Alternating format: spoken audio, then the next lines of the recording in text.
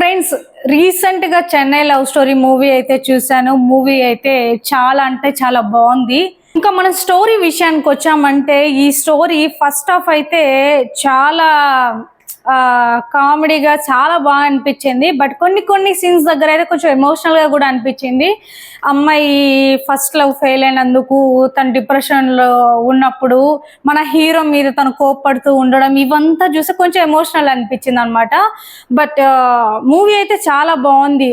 ఇంకోటి ఏంటంటే మన తెలుగు ఫిలిం ఇండస్ట్రీలో అవకాశాలు ఇవ్వట్లేదని చెప్పి తమిళనాడు ఫిలిం ఇండస్ట్రీకి వెళ్ళడం అనేది కొంచెం బాధ అనిపించింది. ఎందుకంటే మన హైదరాబాద్ లో ఇంత పెద్ద ఫిలిం ఇండస్ట్రీ పెట్టుకొని ఒక మంచి ప్యాషన్ ఉండే వ్యక్తి వేరే స్టేట్ కి వెళ్ళడం అనేది కూడా కొంచెం మీకు ఎలా అనిపించిందో నాకు తెలియదు. నా వరకైతే అలా అనిపించింది అనమాట.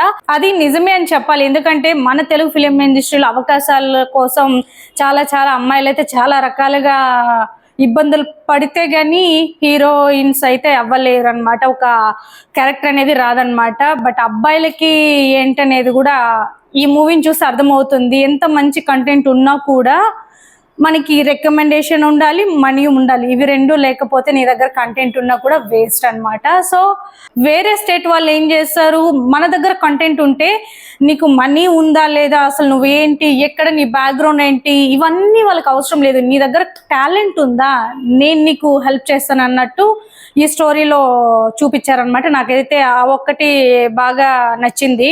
ఇంకా కిరణ్ అబ్బవరం గారి విషయానికి వచ్చామంటే ఆయన అయితే యాక్టింగ్ ని అద్దరు కొట్టేశారని చెప్పాలి. అసలు ఏమన్నా నా ప్రతి మూవీ ఆయన మూవీ నేను ప్రతిదీ చూసాను అనమాట.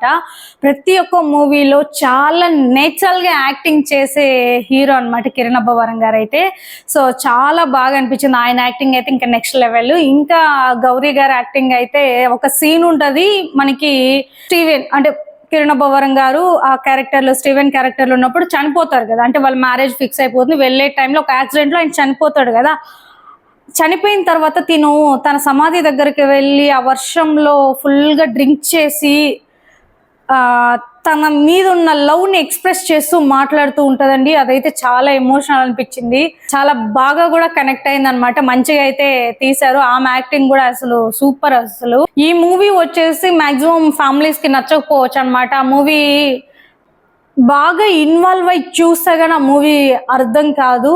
అది అర్థం అవ్వాలంటే అంటారు కదా కొంచెం మినిమం డిగ్రీ చేసి ఉండాలనేసి, ఆ టైప్ అనమాట.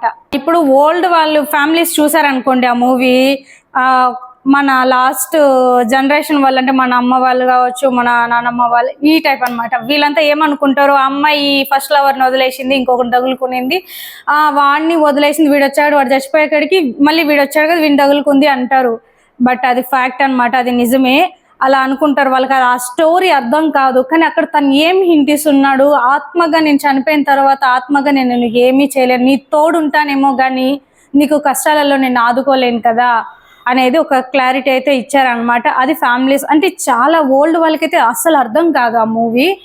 బట్ బాగుంది, నాకైతే చాలా బాగా అనిపించింది.